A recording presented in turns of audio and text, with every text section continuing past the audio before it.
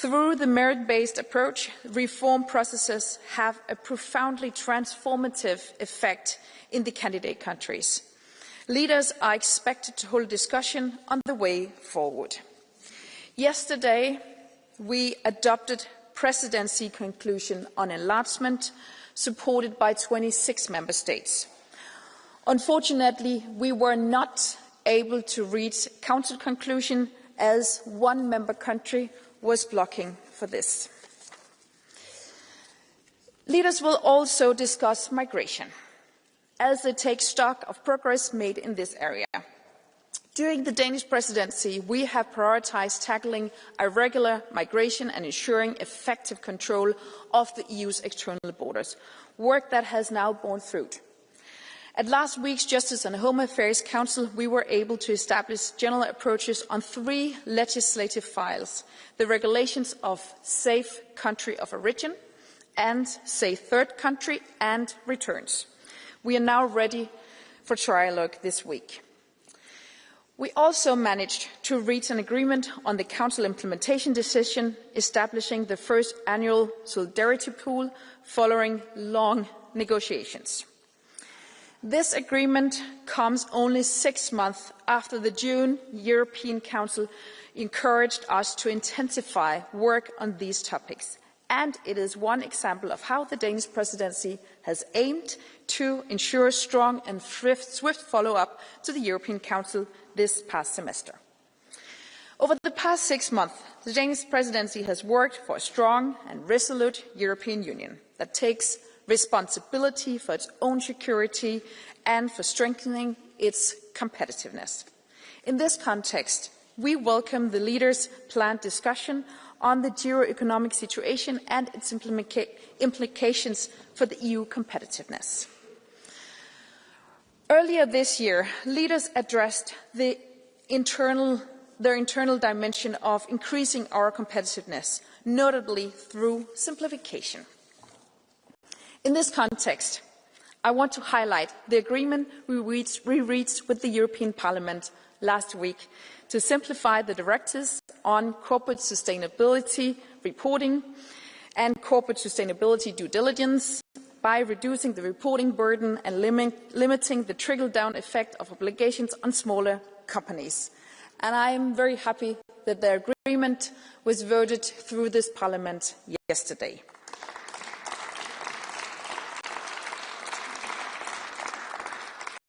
This is a good example of how we can take measures ourselves to improve our competitiveness. However, we also recognise that European competitiveness does not exist in a vacuum. It is important that we discuss the pressures and the opportunities that arise in a world marked by rising geo-economic competition. In their strategic discussion, leaders will touch on issues like trade diversification, strategic autonomy, and how the EU can best defend itself from external economic and political pressures. Leaders will return to the topic of competitiveness at their upcoming retreat on the 12th of February and at the March European Council. Last but not least, the situation in the Middle East will also be discussed by the leaders. The adoption of UN Security Council Resolution 2803 offers an opportunity to advance towards peace. The European Union has a role to play in contributing to the full implementation of the ceasefire in Gaza and in ensuring that the path to a comprehensive, just and lasting peace based on the two-state solution remains viable. In closing, this European Council will focus on some of the most pressing issues of the day, taking crucial steps towards ensuring Europe's security and competitiveness in a volatile and uncertain world. Thank you. Thank you. Thank you very much. May I also take the opportunity to thank the Danish presidency for the cooperation we've had over the last 6 months as we start to prepare for the Cypriot presidency. Now I give the floor to the President of the European Commission, Ursula von der Leyen.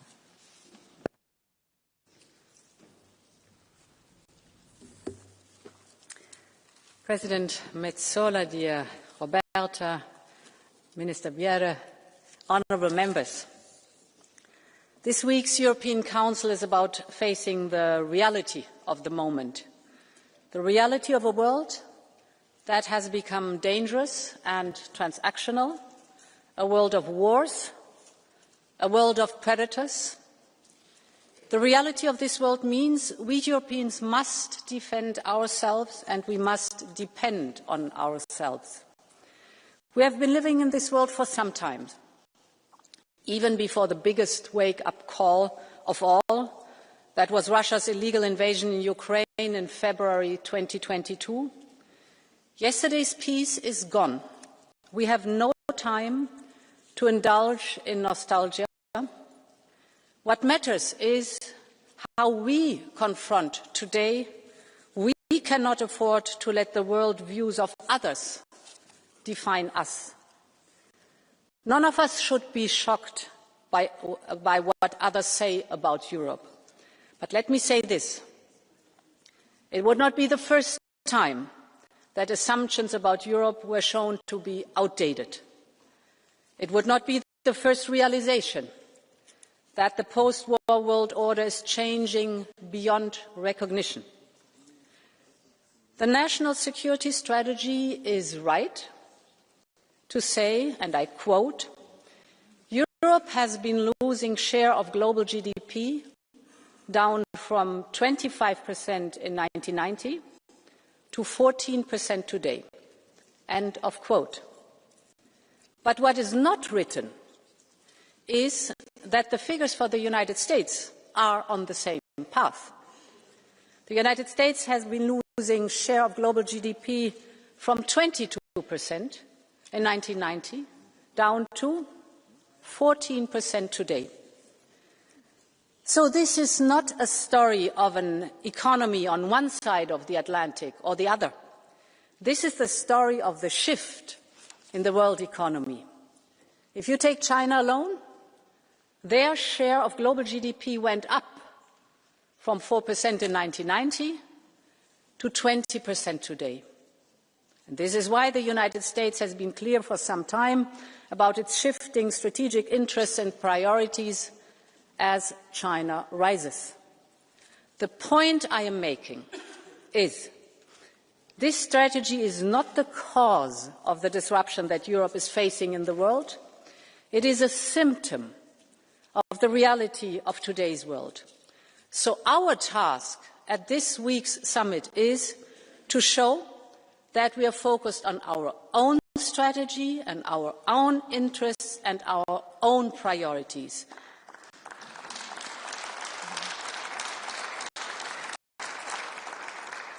And this is why I want to repeat from this very place where I said it in the State of the Union, this is Europe's independence moment. Ever since we started using this term, independence, many have been skeptical about what that entails. Is it even realistic? Well, just look at what we have already done. From defense to energy, we have made the impossible possible as part of our new reality. And we are ready to do more. Because in our independence, we make ourselves stronger. A stronger Europe is a stronger partner, not just to promote, but to guarantee a safer world. And let us look at the progress we have made. We are entering a new era, and that is Europe's energy independence from Russian fossil fuels. And this House has been a leader on this from day one on, and I thank you for that. Your efforts have paid off.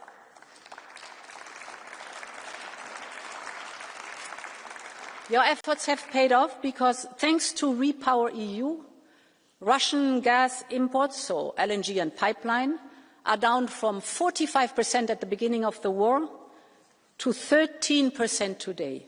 Coal imports are down from 51% at the beginning of the war to 0.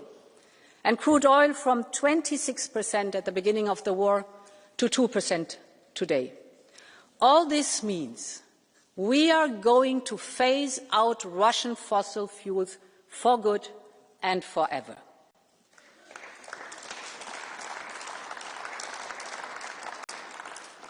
And just a few years ago, this was unthinkable.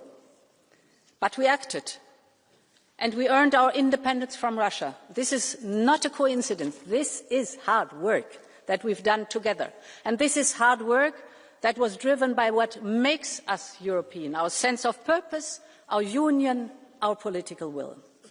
We now have our template for the way forward, whether it be on critical raw materials, with our Resource EU plan, or on diversification and strengthening supply chains through ambitious trade agreements from Latin America to the Indo-Pacific. Europe's era of independence must be unstoppable. And we have more work to do. We have to go further. We must move swiftly. And that is particularly important when it comes to security and defence. The bottom line is simple. Europe must be responsible for its own security. This is no longer an option. This is a must.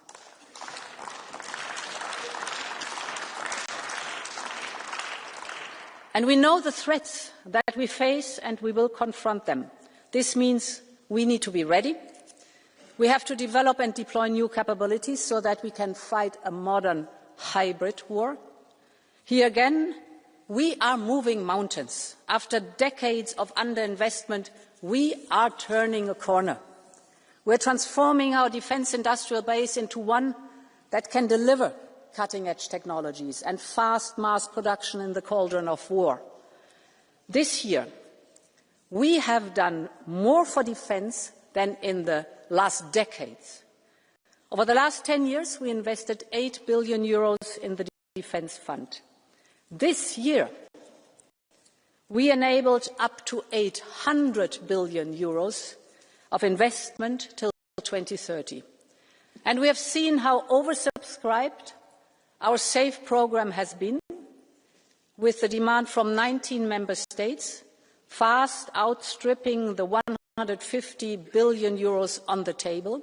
And member states are already asking for a new round of SAFE. And this shows our European commitment to our European security.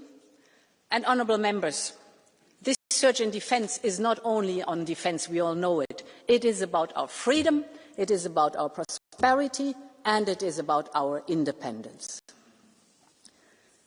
And there is no more important act of European defence than supporting Ukraine's defence. The next days will be a crucial step for securing this. It is up to us to choose how we fund Ukraine's fight.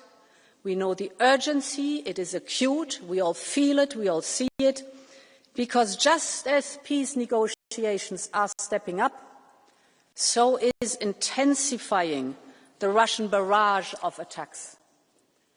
Now, the IMF and our estimates show that Ukraine's need for the years 26 and 27 are around about €137 billion. Europe should cover two-thirds, that is €90 billion. And this is not just about numbers. This is about strengthening Ukraine's ability to secure a real peace, one that is just, one that is lasting, one that protects Ukraine and thus also protects Europe. And it is also about ramping up the cost of war for Russia. And this is why I proposed two different options for this upcoming European Council, one based on assets and one based on EU borrowing. And we will have to decide which way we want to take, which route we want to take. But one thing is very, very clear. We have to take the decision to fund Ukraine for the next 2 years in this European Council.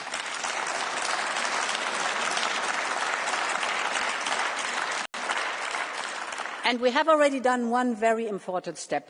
Last week, we agreed on the sustained immobilization of Russian assets. And this is a decisive step that sends a very strong political message. It means that the Russian assets will remain immobilized until we decide otherwise, until Russia stops the war, and until Russia pays duly reparations to Ukraine for the damage that is done. And with the assets immobilized indefinitely, this is also about strengthening Ukraine's ability to secure a real peace, one that is just, one that is lasting, and one that protects Ukraine and Europe. Honourable members,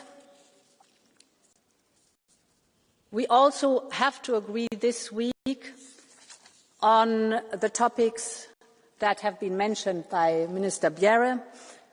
I want to focus on the topics I have mentioned here. We will speak a lot in this debate about the need of European independence, how we achieve it. And this European Council and the decision on Ukraine is a central part of this. But we must always remember why independence is so important in today's world. It is important because independence is ultimately about our freedom.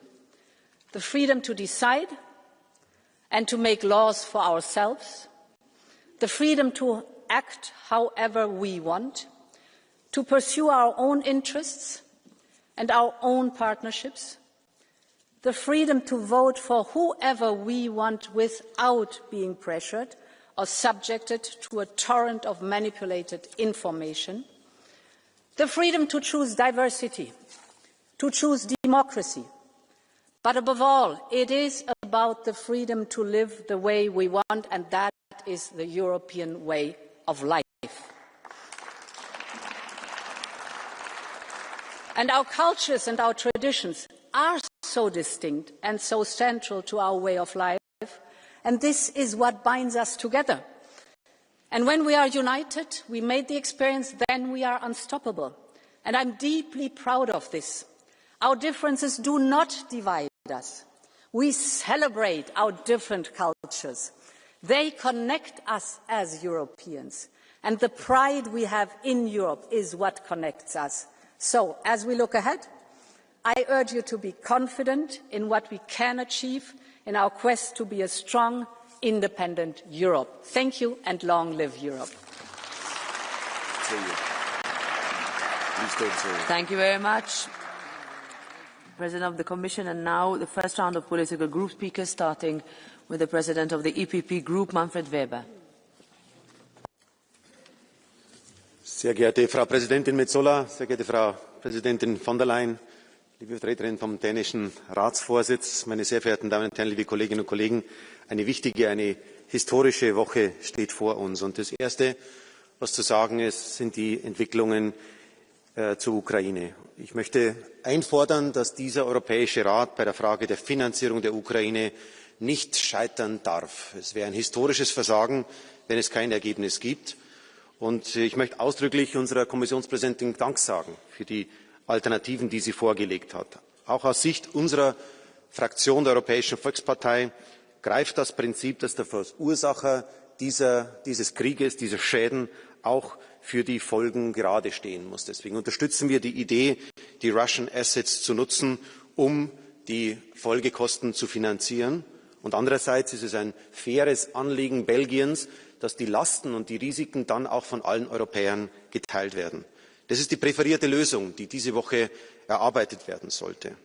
Wir haben demgegenüber die Entwicklungen in Berlin, die Gespräche zum dauerhaften Waffenstillstand, vielleicht sogar Frieden.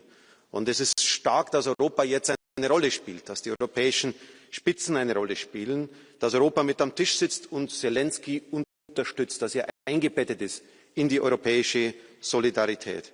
Für uns als Europäische Volkspartei hat dieser Konflikt schon vor Jahren, vor Jahrzehnten begonnen. Faktisch am Maidan, als damals junge Ukrainer aufgestanden sind und für Freiheit und Demokratie eingetreten sind und ihr Land in die europäische Richtung führen wollten und geführt haben. Und dann die Besetzung der Krim 2014, zum ersten Mal militärische Gewalt. Putin hat Angst vor Freiheit und Demokratie. Das ist das, was dahinter steht.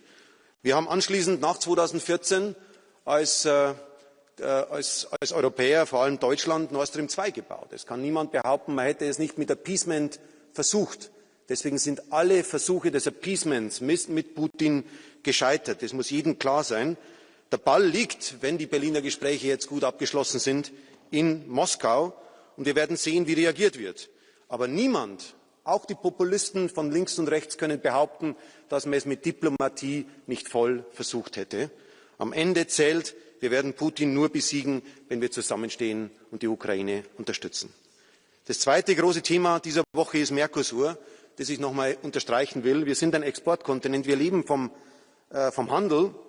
Und nachdem China und auch unser Partner, die Vereinigten Staaten von Amerika, schwieriger werden als Handelspartner, müssen wir neue Partner suchen. Wenn jetzt 700 Millionen Menschen mit Mercosur zusammengebunden werden, der größte Freihandelsraum der Welt entsteht, ist es für uns eine Riesenchance. Es ist geradezu ein Anti-Trump-Abkommen, wenn wir diesen Vertrag jetzt abschließen. Wir als Europäische Volkspartei kümmern uns um die Interessen unserer Bauern und deswegen unterstützen wir auch die Safeguards. Aber ich möchte ausdrücklich sagen, es sollte nicht die Sorge vor Marktentwicklungen dominieren, sondern es sollten in allen Segmenten die Chancen dominieren. Wir haben den BDI, wir haben Confindustria, die sich klar dafür aussprechen, jetzt diesen Schritt zu gehen. Deswegen Safeguards, Schutz und fairen Wettbewerb, aber gleichzeitig Ja zu Mercosur. Es werden historische Entscheidungen sein. Es steht bei dieser Frage viel auf dem Spiel. Liebe Kolleginnen und Kollegen, wir befinden uns in einer politischen Zeit jetzt am Ende des Jahres, in dem unsere Bürgerinnen und Bürger mit sehr viel Unsicherheit über den Jahreswechsel gehen. Mit Krieg in Europa, mit der Wohlstandsfrage, Demografie, viele große Fragen, die anstehen. Und deswegen finde ich, ist es wichtig, politisch am Ende zu unterstreichen, es geht voran. Es wird auch geliefert. Wir reden viel zu wenig über die Erfolge. Wir haben bei der Frage der Entbürokratisierung gemeinsam mit der dänischen Ratspräsidentschaft, Omnibus beispielsweise, große Fortschritte erzielt. Ich möchte dafür herzlich danken. Wir werden bei Deforestation liefern. Wir haben gestern die Vorschläge zum Automotive Package bekommen. Der MFF liegt vor, der ein Wohlstandsversprechen ist, weil wir Gelder ausgeben für die Zukunft unseres Wohlstands. Und ich möchte ausdrücklich noch einmal bitten darum, bei der Finanzierungsfrage Europas nicht nur Nettozahler, Bruttozahler zu diskutieren, sondern den European Added Value zu diskutieren, weil das muss im Mittelpunkt stehen, wo Europa mehr leisten kann. Wir haben bei Migration die Zahlen deutlich reduziert. Wir haben beim Klimaschutz jetzt das 2040-Ziel gemeinsam vereinbart. Wir haben bei Sozial jetzt das Housing-Paket auf den Weg gebracht, das Europa stärken wird und bei Defence wirklich historische Entscheidungen gefällt. Und wenn wir das zusammennehmen, können wir den Bürgern auch vergewissern, Europa liefert, Europa kommt voran, wir wollen Lösungen erreichen. Und im Blick auf 2026 zum Schluss, liebe Kolleginnen und Kollegen, ist für uns als Europäische Volkspartei sind zwei Pfeiler wichtig. Die Wohlstandsfrage wird zentral bleiben. Und da ist Entbürokratisierung wichtig und richtig, aber sie schafft noch keine Märkte, sie schafft noch keine Business Case. Deswegen müssen wir in unseren Binnenmarkt glauben. Wir müssen in den Binnenmarkt investieren, die Binnenmarktregulatorik noch mehr stärken und auch an den Handel glauben. Und das Zweite, liebe Kolleginnen und Kollegen, was zu tun ist, Europa hat Erfolg in vielen Bereichen, aber die Gespräche, die wir auch mit der Ukraine führen, zeigen, dass die europäische Architektur heute nicht fit for the purpose ist, dass wir nicht bereit sind, die eigentlichen Antworten zu geben. Ich habe es in der Diskussion letzte Woche schon gesagt, das G3, das Treffen von Macron, Merz und Starmer ist gut und ist hilfreich und hilft hoffentlich zum Frieden. Aber dieses Treffen von den großen drei ist nicht Europa. Es ist nicht Europa. Deswegen brauchen wir Strukturen, die diese Europäische Union wirklich langfristig am Verhandlungstisch repräsentieren. Und diesen großen Fragen der Architektur müssen wir uns 26 zuwenden. Frohe Ostern. Frohe Weihnachten. Thank you. Same to you. For the S&D Group, its chair, Iracha García Pérez. Señora presidenta, la nueva estrategia de seguridad nacional de Donald Trump no es un malentendido ni una ocurrencia. Es una declaración de hostilidad contra la Unión Europea. Nos señala como adversarios, legitima a la extrema derecha y abraza un mundo gobernado por autócratas y multimillonarios sin escrúpulos. Nuestra obligación histórica es clara. convertir la estrategia de seguridad nacional de Trump en la declaración de independencia de la Unión Europea. Y quiero dirigirme a usted, señor Weber. No se puede decir que se defiende el proyecto europeo mientras se pacta con los aliados de Trump en esta Cámara, con los falsos patriotas de la extrema derecha que quieren destruir Europa. Señor Weber, cuando usted se alía con los extremistas, hace suyos los valores de Trump. Y por eso yo me pregunto, ¿son esos los valores que defiende el Partido Popular Europeo? Los valores de quien desmantela medios de comunicación, ataca universidades y amenaza a jueces y periodistas. Y no hay equidistancia posible entre la democracia europea y el autoritarismo trumpista, tengámoslo claro. Y me dirijo también a usted, señora von der Leyen. La adulación ha fracasado, el apaciguamiento ha fracasado. La historia europea es clara. Apaciguar a los autócratas nunca ha traído paz, solo más agresión. Y ayer volvíamos a ver cómo la administración norteamericana de Trump amenazaba a la Unión Europea por legislar para defender los derechos de los ciudadanos europeos frente a los tecnócratas de las grandes tecnológicas, y no he escuchado ni una sola palabra en este debate. ¿El silencio es la solución? No. Vamos a decirlo claro, los socialistas y demócratas vamos a dejar muy claro que si defendemos la libertad en Europa es la libertad de legislar como consideramos y proteger nuestra legislación frente a aquellos que quieren atacarlo. Por eso, el Consejo que se celebra mañana tiene una responsabilidad histórica. La Unión Europea debe utilizar los 210.000 millones de euros en activos rusos congelados. No es solo una cuestión de solidaridad, es una cuestión de justicia y seguridad. Y a iniciativa del Grupo Socialdemócrata, el Parlamento ha aprobado el procedimiento de urgencia. Porque los crímenes de Putin no pueden quedar impunes. No puede quedar impune la matanza de Bucha o de Mariupol. No puede quedar impune el sufrimiento de más de 7 millones de refugiados, ni el secuestro de 20.000 niños ucranianos. Quien destruye, paga. Putin debe pagar por la guerra que ha desatado. Y si no lo detenemos en Ucrania, también estará en juego nuestra propia seguridad. La única respuesta posible frente a Trump y Putin es derrotar la adulación con autonomía estratégica. Autonomía en defensa, ejecutando de manera urgente el programa EDIP y el instrumento SAFE. Autonomía energética con una propuesta inmediata para prohibir el petróleo ruso. Autonomía comercial, concluyendo sin más dilaciones el acuerdo con Mercosur. Y autonomía tecnológica, defendiendo sin complejos nuestra soberanía digital y nuestras leyes, como la Ley de Servicios Digitales. Señora von der Leyen, esta autonomía estratégica no será posible sin un marco financiero plurianual fuerte, porque los recortes solo benefician a los enemigos de Europa. Hoy no se decide solo una posición política, se decide qué Europa somos y qué Europa queremos ser. Frente a la Europa del miedo, de la sumisión y del repliegue, construiremos la Europa del coraje, de la justicia y de la autonomía. Frente a la Europa de otros que quieren débil y dividida, nosotros construiremos una Europa fuerte, soberana y fiel a sus valores. Esa es la Europa que está en juego y esa es la Europa que vamos a defender. Now I give the floor on behalf of the PFV Group to Harald Wilimski.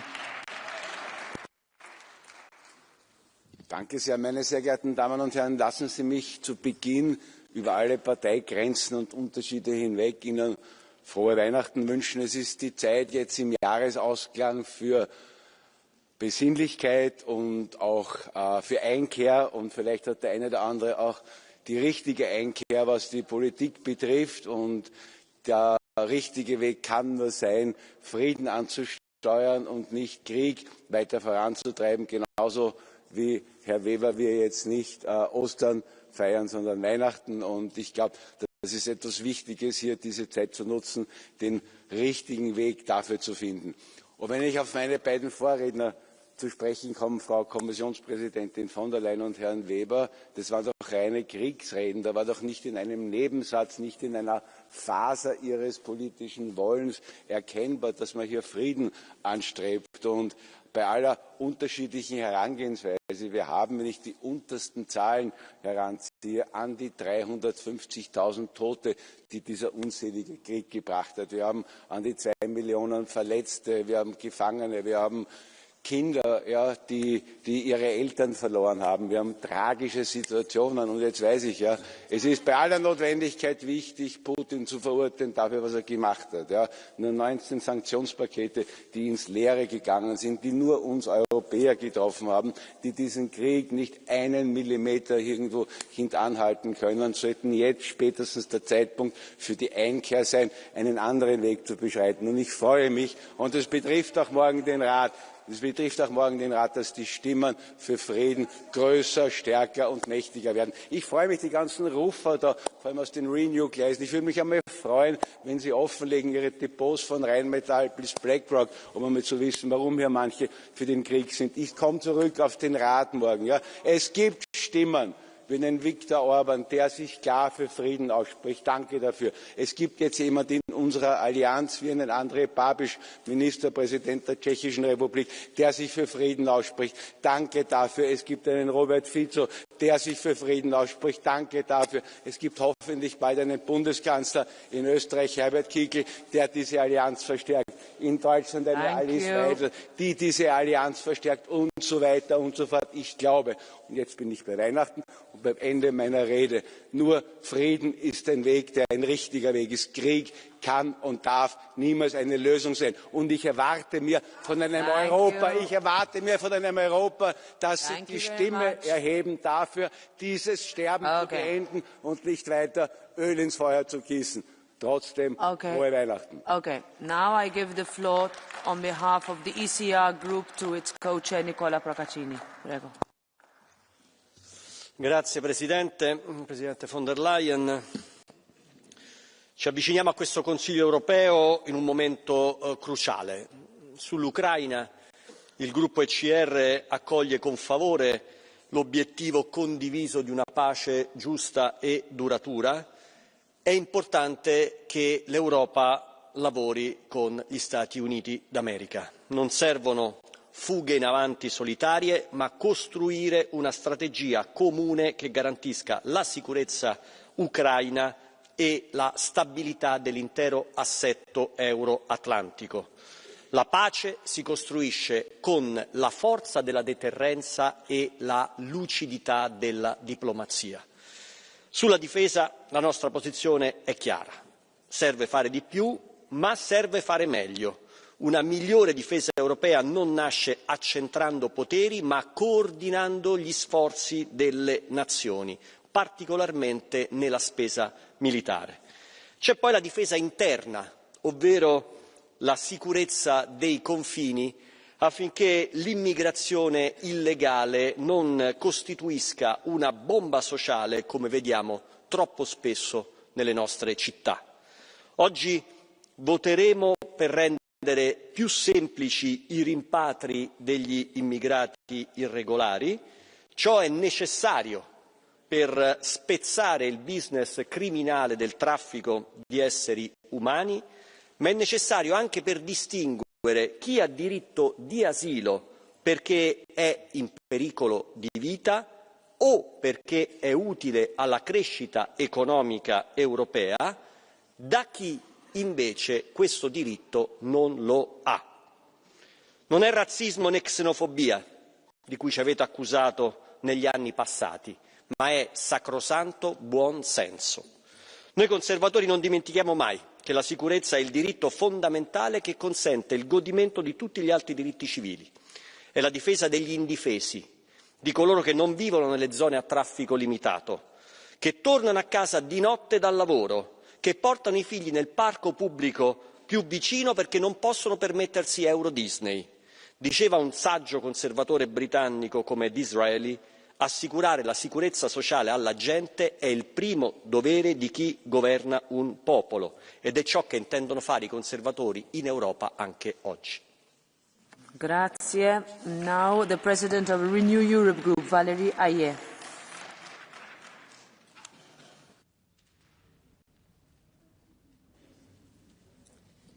Merci Madame la Présidente, Madame la Ministre. Madame la Présidente, le sommet européen à venir sera déterminant. Déterminant pour l'Ukraine et pour la crédibilité de l'Union européenne. Nos leaders ont l'obligation d'aider Kiev sur la question centrale des avoirs russes gelés. Alors vous le savez, Renew demande au Conseil depuis des mois d'avancer sur cette solution. Je voudrais d'abord saluer le travail de la Commission pour lever tout risque juridique et réputationnel de l'Europe sur ce sujet. Et je voudrais évidemment saluer les efforts du président du Conseil, Antonio Costa, et les efforts de la présidence danoise. Je voudrais vous remercier très sincèrement pour ces 6 mois qui nous auront permis également d'avancer sur ces dossiers clés. Toute notre reconnaissance. Je le dis à la Belgique. Oui, il faut que le prêt vienne avec toutes les garanties nécessaires pour une approche européenne. Et je le dis à nos dirigeants, n'ayez pas la main qui tremble. Mobilisez ces 210 milliards d'euros d'actifs pour garantir un prêt de réparation à l'Ukraine. Il s'agit de notre crédibilité. Il s'agit de notre crédibilité, mais il s'agit surtout d'aider l'Ukraine à un moment clé pour elle. Parce que nous le savons, si l'Ukraine tombe, si on ne parvient pas à imposer des conditions de sécurité suffisantes, c'est notre sécurité qui est aussi en jeu. Et c'est notre indépendance qui sera menacée. Cette indépendance européenne, justement, elle doit être au cœur de nos relations avec les autres puissances, et notamment de nos relations transatlantiques. La nouvelle stratégie de sécurité nationale américaine l'a démontré. On est un problème pour Donald Trump. On est un problème parce qu'on a des règles qui protègent notre modèle économique, parce qu'on exige de Musk qu'il respecte nos lois, parce qu'on empêche le Kremlin et la Maison-Blanche d'effacer la souveraineté ukrainienne. On est un problème parce que notre Union, ce sont 27 États qui ont décidé de s'organiser ensemble pour peser dans les affaires du monde. Mais on n'est pas encore un acteur capable de parler d'égal à égal avec les États-Unis. Alors, Madame la Présidente, notre stratégie d'apaisement avec Trump ne fonctionne pas. On doit assumer le rapport de force, parce que c'est ça que la nouvelle administration américaine a écrit dans sa stratégie de sécurité nationale. Elle veut ruiner notre souveraineté réglementaire. Et ça, elle le fait avec l'aide de l'extrême droite ici en Europe. Elle veut même aller plus loin et détruire l'Union européenne, détruire tout ce que nous avons construit. Alors oui, je le dis avec force et conviction. Notre autonomie stratégique n'est plus un choix, c'est une nécessité. C'est la condition de notre indépendance. Chers collègues, en 1776, les États-Unis ont rompu avec la puissance coloniale britannique et ont déclaré leur indépendance. Alors aujourd'hui, je n'appelle évidemment pas à rompre les relations transatlantiques. Ça n'aurait aucun sens. Mais j'appelle à refuser la vassalisation. Et ce que le prochain sommet européen doit consacrer, c'est cette indépendance européenne. Être indépendant, c'est mettre en œuvre les rapports Draghi et l'État pour notre compétitivité. C'est défendre un cadre financier pluriannuel plus ambitieux qui s'appuie sur des ressources propres. C'est investir dans notre sécurité avec une véritable défense européenne. C'est développer nos relations commerciales pour diversifier nos approvisionnements. C'est défendre nos démocraties contre toutes les menaces, y compris les menaces internes. Mais être indépendant, c'est aussi avoir des institutions adaptées. Une gouvernance européenne renforcée, capable d'agir en temps de crise. Alors ne perdons pas une seconde. Ce dont je vous parle ce matin, ce n'est pas une question partisane. Ce n'est pas Renew contre un autre groupe. C'est l'Europe face à tous ces défis, face à tous nos défis et face à tous ceux qui nous veulent du mal. Alors, Madame la Présidente, l'administration américaine actuelle n'est pas éternelle. Une autre lui succédera. Mais la problématique restera la même. Le désengagement américain continuera et nous serons seuls, qu'on le veuille ou non. Nous avons rendez-vous avec l'histoire. C'est maintenant, alors déclarons notre indépendance, l'indépendance européenne. Je vous remercie. Merci, Madame Hayer. And now the co-president of the Greens Group, Bas Eickhout. Thank you, Madam Chair, and thank you, Madam President and Minister. A divided Europe is the biggest gift you can give Putin and Trump. And this Council is a moment of truth.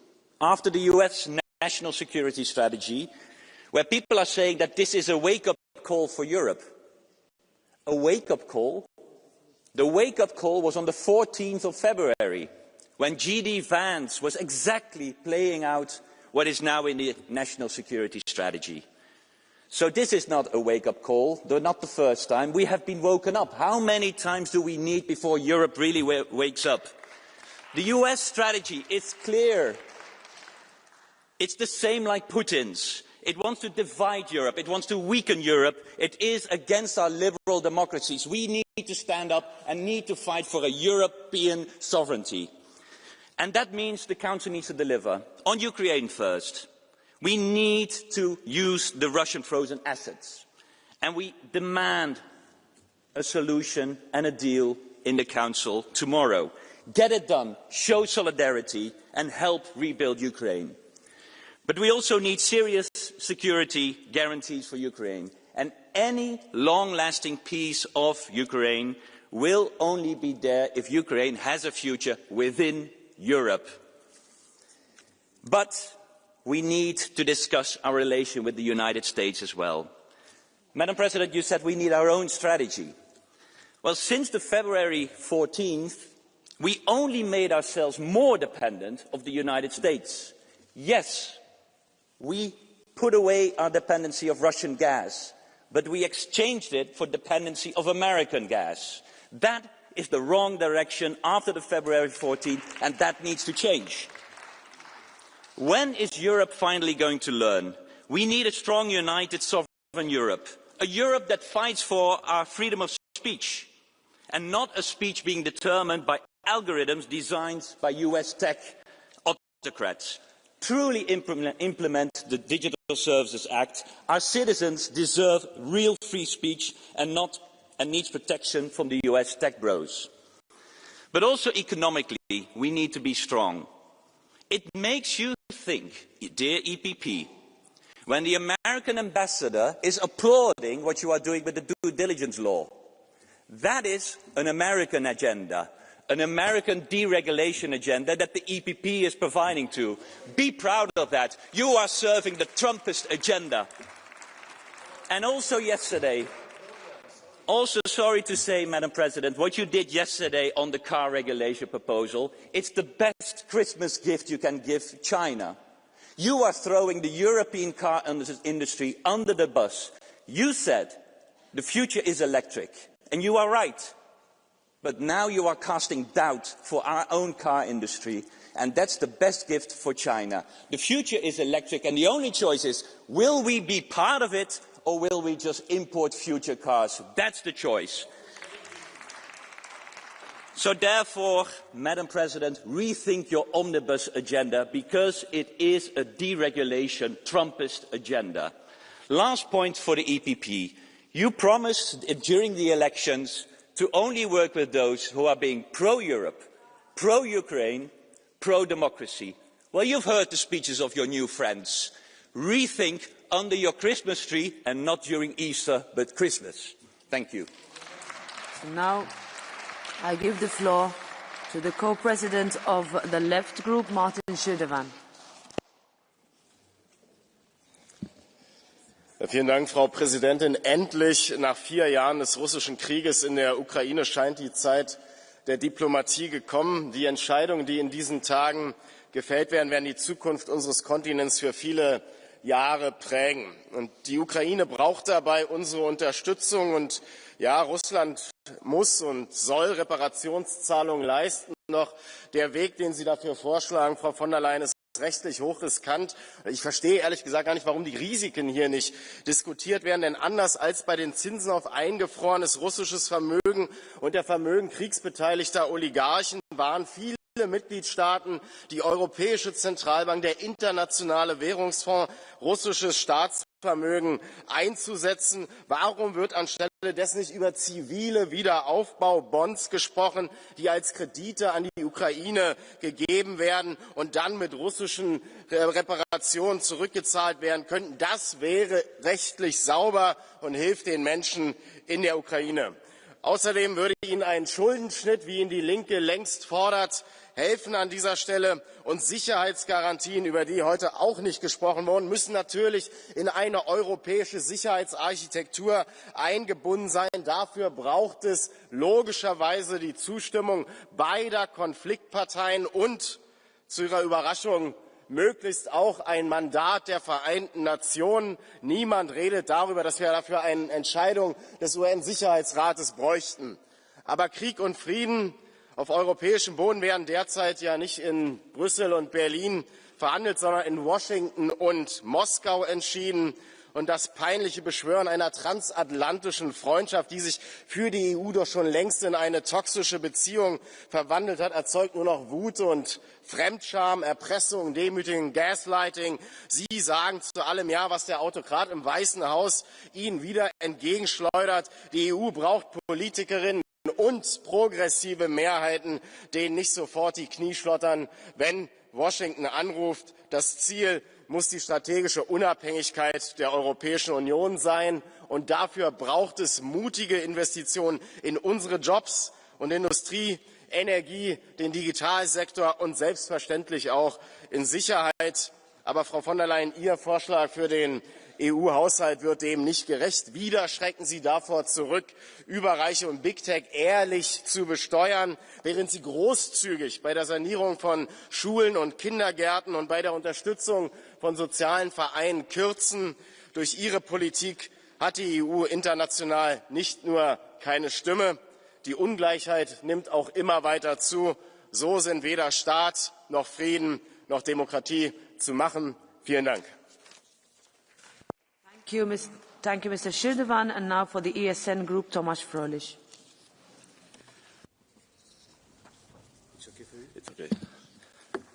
Frau von der Leyen, Sie machen Europa zur Lachnummer. Sie stehen für Korruption, Zensur, grüne Deindustrialisierung und geopolitische Bedeutungslosigkeit. Sie empören sich über Trumps Friedensplan. Wo war Ihr Friedensplan all die Jahre? Orbáns Friedensbemühungen haben Sie torpediert. Nun verhandeln Sie ein wenig mit. Warum nicht früher? Der Ukraine wäre vieles erspart geblieben und uns auch. Etwa 3 Jahre Rezession. Wofür? Für goldene Oligarchenklos, für Milliarden an eine korrupte Führung in Kiew, die vom eigenen Volk flüchtet, und für 19 Sanktionspakete, die uns mehr schaden als Russland. Das ist kein Friedensplan, das ist Dummheit. Ihr ganzer Ansatz ist geopolitischer Kindergarten, schlechte Beziehungen zu den USA, schlechte Beziehungen zu China, schlechte Beziehungen zu Russland, schwindender Einfluss weltweit. So kann man doch keine Außenpolitik betreiben. Ja, wir brauchen strategische Autonomie, eigene Stärke, eigene Souveränität, Realismus statt Moralismus, kluge Diplomatie und echte Politiker statt infantiler Feministinnen im Hosenanzug. Sie, Frau von der Leyen, machen Europa schwach. Sie machen Europa zum geopolitischen Geisterfahrer. Make Europe great again, gerne, aber nur ohne Sie. Bitte treten Sie ab. I give the floor now to Michał Szczerba, 1.5 minutes.